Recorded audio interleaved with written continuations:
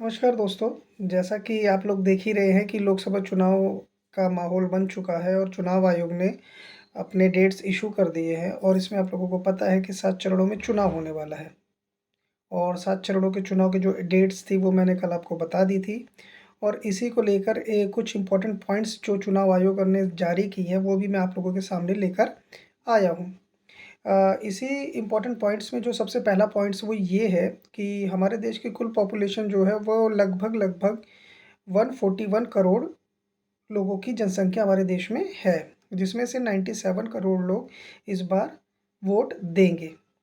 पहला पॉइंट तो ये था। दूसरा पॉइंट ये है कि 1.8 करोड़ वोटर पहली बार इस बार वोट डालेंगे 2024 के लोकसभा चुनाव में। तीसरा पॉइंट ये है कि सबसे इंटरेस्टिंग पॉइंट है ये कि 100 साल से ज़्यादा उम्र के वोटरों की संख्या लगभग 2.18 लाख यानी 2,18,000 होगी। ये भी एक अपने आप में बहुत ही इंटरेस्टिंग पॉइंट है।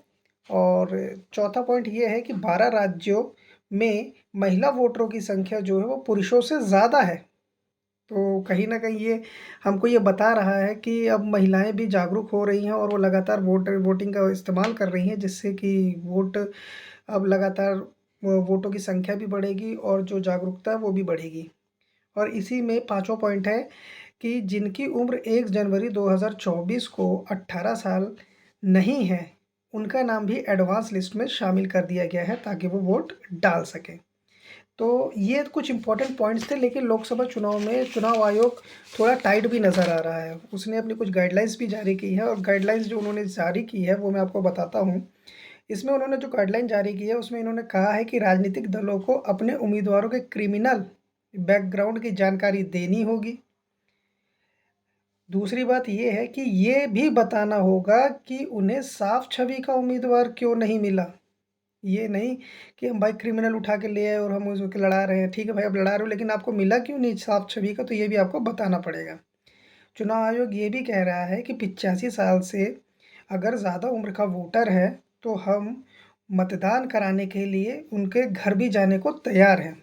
तो कहीं न कहीं चुनाव आयोग इस बार थोड़ा जानता है कि वोटरों की क्या अहमियत होती है, वोट डालने की क्या अहमियत है, तो वो इसको भी ध्यान में रखते हुए 85 साल से उम्र के जो भी व्यक्ति हैं, जो वोट डालने के लिए अभी हैं, उनके घर तक जाके वो मतदान उनसे करवाएँगे। और चौथा पॉइंट ये है कि नॉमिनेशन से पहले उनके घर फॉर्म पहुंचा दिए जाएंगे। तो कहीं न कहीं इस बार लग रहा है कि लोकसभा के चुनाव में जो इम्पोर्टेंट गाइडलाइंस थी, वो काम करेंगी। और आप लोगों को पता ही चल गया है कि देश में इस समय चुनाव का माहौल चल रहा है, तो आप लोग भी इस चुनाव में बढ़-चढ़ कर एकदम भाग लें ताकि हमारे देश का जो लोकतांत्रिक गणराज्य हमारा भारत देश है, वो ऐसे ही बना रहे और लोकतंत्र हमेशा आगे बढ़ता रहे। Okay, that's it. और एक चीज़ और कि अगर आपको मेरे द्वारा दी गई जानकारियाँ थोड़ा भी इंटरेस्ट हुआ, आपको अच्छा लगा, तो आप उसको प्लीज़ मेरे चैनल को लाइक, सब्सक्राइब और शेयर ज़रूर करें। Okay, that's it. मिलते हैं नेक्स्ट वीडियो में कुछ इंपॉर्टेंट पॉइंट्स और इंटरेस्टिंग वीडियोज़ के साथ। Thank you.